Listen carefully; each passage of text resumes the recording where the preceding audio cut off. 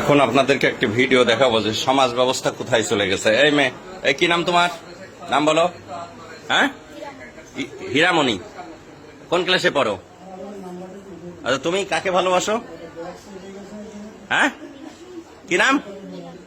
এই মিনাজুল কোনটা? এই দেখো নায়ক।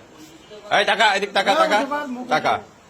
তুই কি করিস? ওয়েল্ডিং এর কাজ করিস। আর তুমি পড়ো কোন ক্লাসে?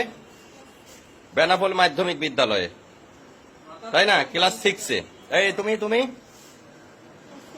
হ্যাঁ, এই মাথা ইয়ে করো। তোমার বয়স এত হয়নি। কি নাম তোমার? তুমি ক্লাস 6-এ পড়ো? 7-এ। তো তোমার সম্পর্ক এই ছেলের সাথে, ও ক্লাস 7-এ পড়ে। এই দেখেন ব্যাগ বক্সা, বাসা বাড়ি থেকে এই যে স্বর্ণালঙ্কার সবকিছু নিয়ে, টাকা পয়সা নিয়ে, হ্যাঁ তারা হচ্ছে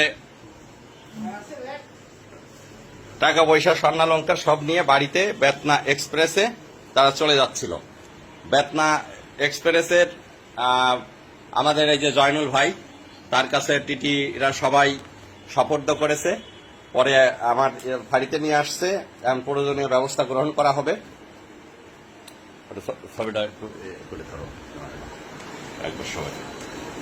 এটা অবশ্যই অভিভাবকরা এই মুহূর্তে আসবে। অভিভাবকদের আসার পরেই আমরা আইনগত ব্যবস্থা যেটা হয়। খুবই দুঃখজনক এই সমাজ ব্যবস্থা কোথায় চলে যাচ্ছে। সন্তান আমারও আছে, আপনারও আছে। সন্তানদের প্রতি আসলে অভিভাবকদের খেয়াল রাখার পরেও সম্ভব হয়ে ওঠে না সবার। ওই একটা মেয়ের বাবা থাকে বিদেশ, আর এটা ক্লাস 7-এ পড়ে, তারা একই স্কুলে পড়ে, আর একটা ওয়েল্ডিং এর কাজ করে, খুবই অল্প বয়স্ক, যেটা মানে ভাবা যায় না। তারা অলরেডি বাড়ি থেকে পালায়ে তারা হচ্ছে এখন চলে যাচ্ছে। কোথায় যাওয়ার উদ্দেশ্য ছিল? কোথায়? এই খুলনা। কোথায় খুলনায় যায়? কি উদ্দেশ্য ছিল বল দিনি? কি পরিকল্পনা করেছিলি বল, কথা বল। কি পরিকল্পনা করছিলি? কি পরিকল্পনা করছিলি?